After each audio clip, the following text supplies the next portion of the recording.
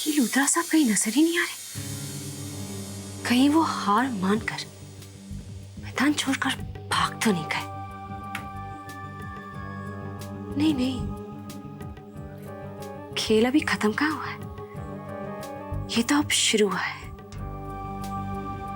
माना इन सब ने तरुण को कन्विंस कर दिया है कि सुनीति निर्दोष है,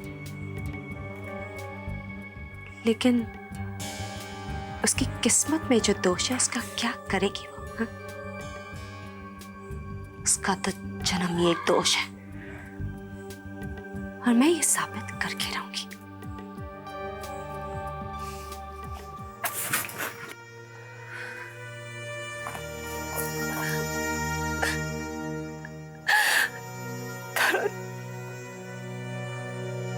अगर माँ को कुछ हो गया तो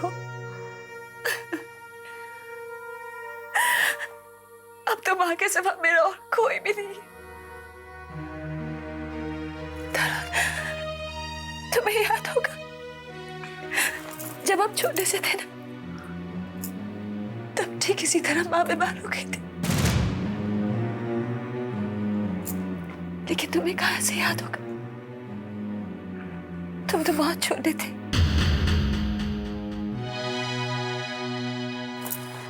लेकिन मुझे सब याद है, सब।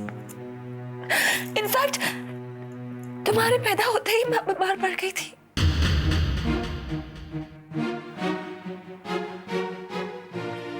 तुम्हें अपने जन्म के बारे में कुछ याद नहीं है तरुण?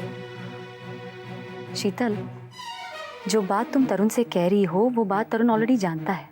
हाँ, इसे माँ ने ही बताया था सब कुछ, खासकर करुणा माँ के बारे में। करुणा माँ? हाँ, माँ ही बन गई थी वो तरुण की। जब तरुण बहुत छोटा था तब माँ इतनी बीमार पड़ गई थी कि वो तरुण की देखभाल ही नहीं कर पा रही थी। तब ऐसा मेरी माँ ने कहा तुमसे? ऐसा तुम दोनों की माँ ने कहा मुझसे, और जो नहीं कहा वो मैं समझ गई शीतल, और तुम भी समझ जाओ। किसी बच्चे को कुछ दिन पालने से वो औरत उसकी माँ नहीं बन जाती, उसके लिए तो पूरा जन्म लग जाता है। जैसे यशोदा माँ ने कृष्ण भगवान को पालने में पूरा जन्म लगा दिया था।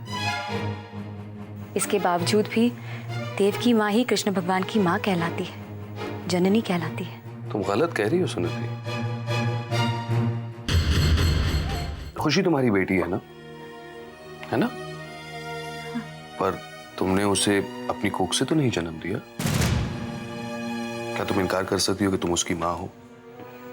अच्छा, जब खुशी बड़ी होगी क्या वो ऐसा कह पाएगी कि तुम उसकी माँ नहीं हो? सच कहा तुमने, पर यशोदा मैया ने कभी ये नहीं कहा कि कृष्ण भगवान उनके बेटे नहीं हैं, और ना ही कृष्ण भगवान ने ये कहा कि यशोदा मैया उनकी माँ नहीं है। पर सच तो यही है कि देवकी ही कृष्ण भगवान की माँ है।